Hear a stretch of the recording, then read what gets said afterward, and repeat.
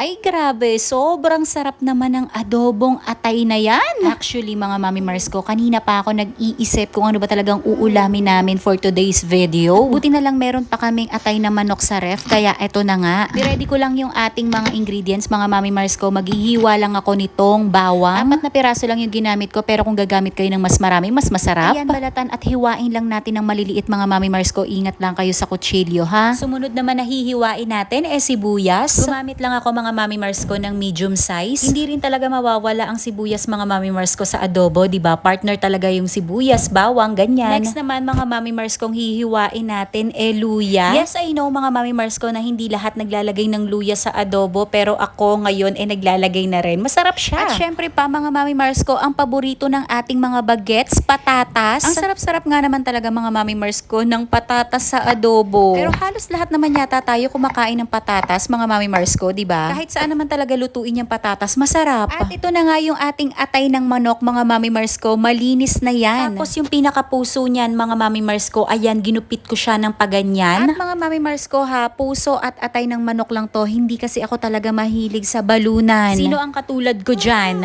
So halika na mga Mami Mars ko, lutuin na natin sa mainit na pan, maglagay lang tayo ng oil. Once na mainit na yung ating oil mga Mami Mars ko, ilagay na natin yung ating patatas, medyo i-fry lang natin siya. Wala lang mga Mami Mars ko, nakita ko lang din kasi sa iba na ginagawa nila ganyan, yung fina-fry muna, so ginaya ko lang.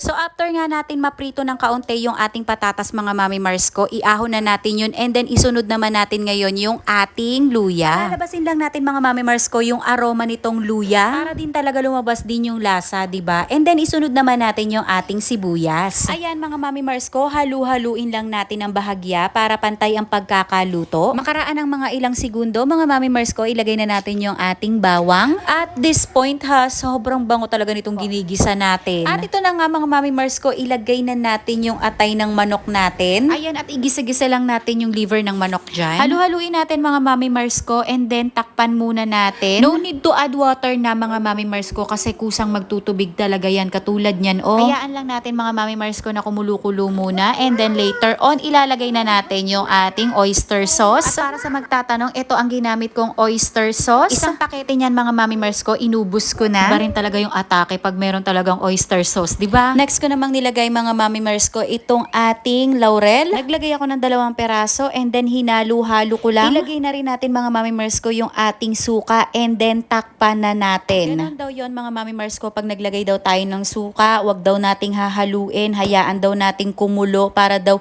hindi maglasang hilaw yung ating suka. Sabi ganun. At syempre pa mga Mami Mars ko, hindi mawawala ang paminta. At sa version ko mga Mami Mars ko, naglalagay talaga ako ng sugar. Merong mga tao na ayaw nila ng adobong matamis. At okay lang yun dahil kanya-kanya naman tayo ng panlasa. Ngayon naman mga Mami Mars ko, ilagay na natin yung ating patatas at palalambutin lang natin yan. At mga Mami Mars ko ha, pag natatabangan pa kayo, feel free to add your favorite pampalasa. At this point mga Mami Mars ko, luto na yan. Kung gusto nyong medyo saucy mga Mami Mars ko, patayin nyo na ang kalan pagka ganyan. Pero kung gusto nyo yung medyo tuyo-tuyong pagka-adobo, hayaan nyo munang nakasalang ng ilan pang minuto. Anyway mga Mami Mars ko, ayan na.